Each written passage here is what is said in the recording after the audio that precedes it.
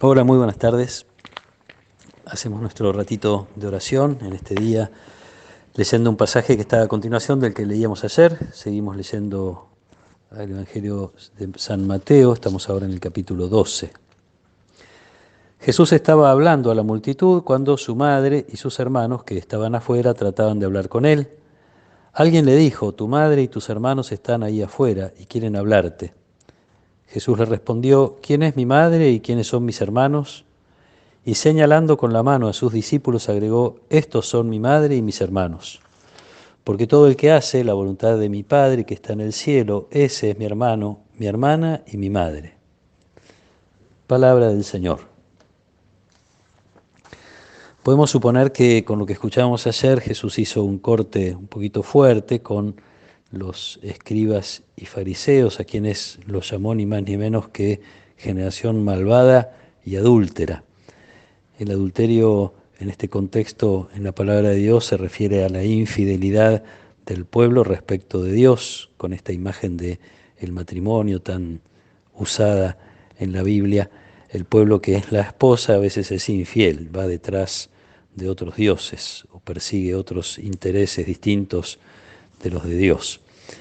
Siguiendo con este espíritu de familiaridad o no familiaridad, es que cuando le hablan a Jesús de su madre y sus hermanos, lanza esta pregunta: ¿quiénes son mi madre y quiénes son mis hermanos? De alguna manera rompe también, y puede hasta sonar un poco agresivo, especialmente con la Virgen, ¿no? Este comentario de Jesús, de alguna manera rompe con la idea de que los lazos de la carne son lo más importante. Y ya lo había hecho, hemos escuchado decir a Jesús: el que ama a su padre o a su madre más que a mí no es digno de mí. Le hemos escuchado decir que a raíz o a causa del Evangelio va a haber divisiones en la familia, el padre contra el hijo contra el padre.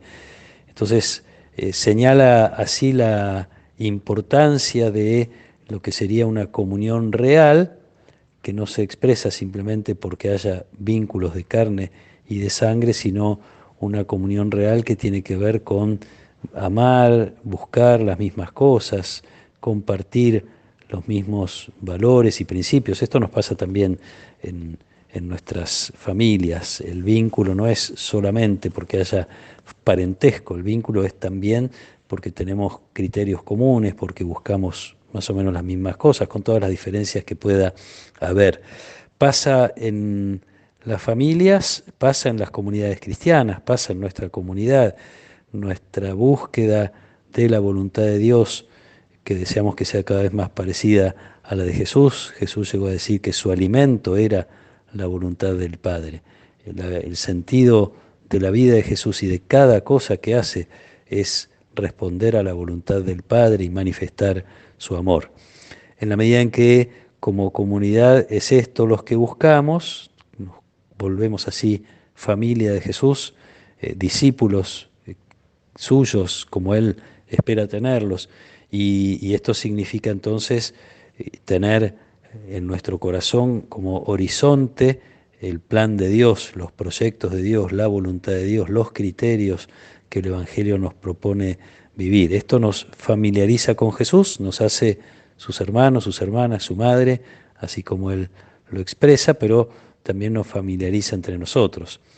No es simplemente que no está mal alegrarnos de esta expresión de Jesús que me hace sentir parte de su familia, en la medida en que busco, con todas las limitaciones y debilidades, pero en la medida en que busco su voluntad, me hace sentir parte cercana, me hace sentir su hermano, me hace sentir más amado por Dios y por Jesús.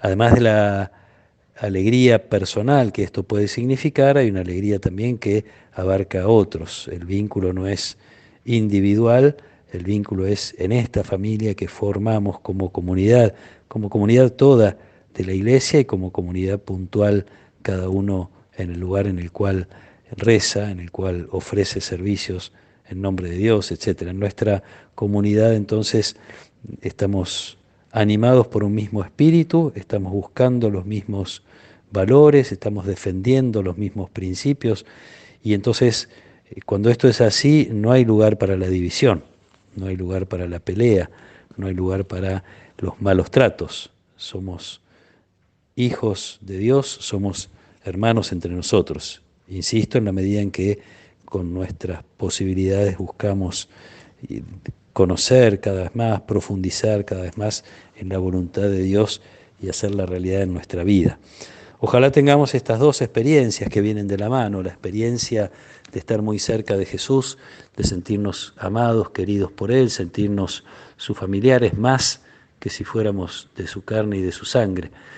Y de la mano de esta, como digo, la experiencia de ser una familia real, una comunidad en la cual las diferencias son menores a la luz de la grandeza del reino que se nos ha revelado y que de algún modo se nos ha confiado para que siga haciéndose presente en el mundo. Esta es la voluntad de Dios, que todos lo conozcan, que todos lo amen y puedan acercarse, como lo dice San Juan en una de sus cartas, al conocimiento de Dios.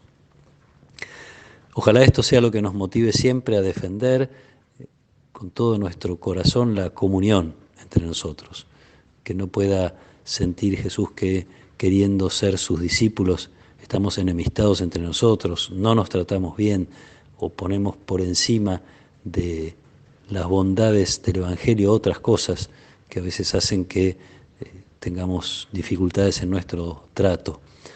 Le pedimos al Señor que nos regale esto como comunidad, como hijos suyos que somos, que seamos cada vez también más realmente hermanos, no por la comunión de la carne y la sangre, sino por la comunión en el deseo de vivir, conocer y amar la voluntad del Padre.